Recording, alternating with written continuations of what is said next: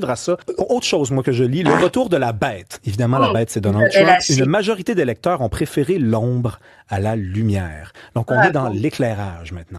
Quel texte, Isabelle Haché, qui s'est entêtée durant la crise, on s'en souvient, à dire comment c'était la meilleure chose à faire que d'injecter la population.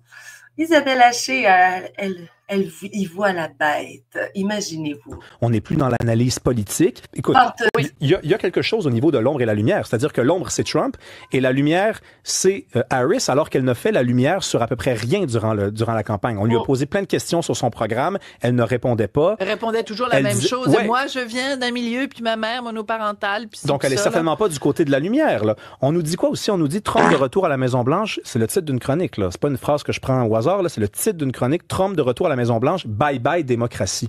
Mais non, c'est bonjour démocratie. Loïc Tassé. On est au lendemain d'une élection. Les Américains se sont prononcés sur le sort de leur pays. Il y a certainement pas de bye bye démocratie. C'est bonjour. Là, je joue pas avec les mots, là. Bye bye démocratie. Tu dis ça si Trump prend le pouvoir par la force. Tu dis ça si c'est un fasciste. Ça m'a fait peur. J'avais jamais réalisé combien il y avait une coïncidence presque parfaite entre les républicains de Trump et la définition du fascisme. C'est un fasciste. Un des plus grands fascistes de l'humanité. Fasciste. Ce sont carrément des propos empruntés à des fascistes. De fascistes. Coup d'État. Bien sûr que oui. Bye bye démocratie.